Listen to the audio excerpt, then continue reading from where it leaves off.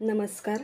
आज मी आपल्याला ताकाची कढी दाखवणार आहे. बऱ्याच जणांचा हा प्रश्न असतो की आमची कढी फुटते, तर अशा वेळी कशा पद्धतीनं करायची जेणेकरून कढी आपली फुटणार नाही आणि चवीलाही तितकीच खमंग लागेल, ते आज आपण इथं पाहणार आहोत.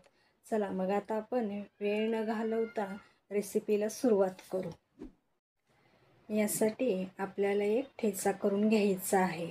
यासाठी मी एक 4-5 हिरव्या मिरचीचे तुकडे, 7-8 लसूण पाकळ्या आणि साधारण 1 चमचा होईल इतके मी हे कोथिंबीरचे देठ घेतलेले आहेत.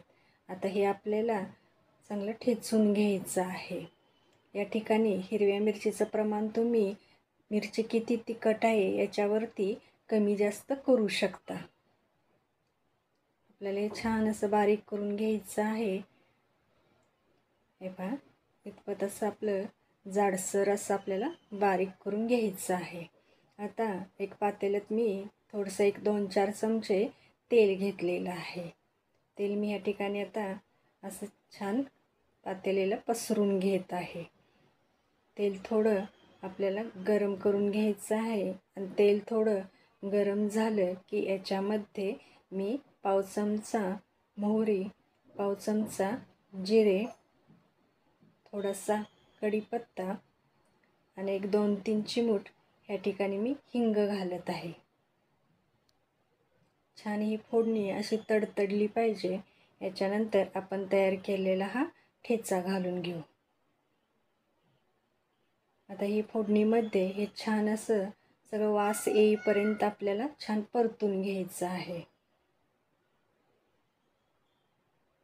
हे पहा, छान भाजलं गेलं आहे. आता याच्यामध्ये मी साधारण अर्धा चमचा हळद घातलेली आहे. हळदी छान तेलामध्ये तळून घ्यायची आणि मग त्याच्यामध्ये मी एक अर्धा वाटी पाणी घातलेलं आहे.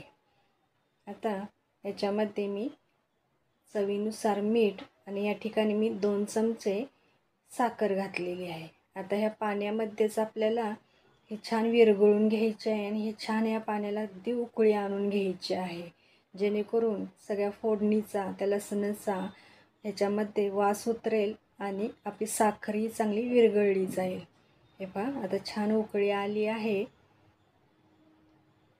तुम्ही पाहू शकता.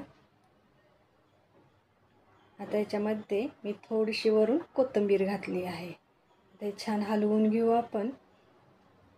आणि याच्यामध्ये मी आता एक अर्धा लिटर मी ताक घेतलेलं आहे, ते मी ह्या ठिकाणी आता घालून घेत आहे. आणि अगदी एक अर्धा मिनिट आपल्याला हे हलवून घ्यायचं आहे. चांगलं मिक्स करेपर्यंत आपल्याला हे हलवायचं आहे. आता मी ह्या ठिकाणी गॅसही बंद केला आहे, कारण गॅस बंद जरी झाला तरी गॅसची एक धग असते तेव्हा गरम असते, त्याच्यावरती आपली ही कढी आता छान गरम होते आणि तेवढी पुरेशी असते. त्याच्यामुळं कढी फाटली जात नाही. आणि आधी आपण पाण्यामध्ये सगळं फोडणी चांगली शिजवून घेतली होती, त्याच्यामुळं ह्याचा वासही लगेच उतरला जातो. आणि ही पहा, आपली कढी आता छान तयार झाली. अगदी 2 मिनटामध्ये ही कढी तयार होते आणि खायलाही तितकी छान लागते. ही भाताबरोबर किंवा नुसती प्यायलासुद्धा खूप छान लागते. तुम्ही एकदा नक्की करून पहा. ह्या पद्धतीनं अजिबात कढी फाटली जात नाही आणि कुणालाही जमेल इतकी साधी सोपी आहे. तुम्हाला माझी ही रेसिपी कशी वाटली कमेंट करून नक्की सांगा.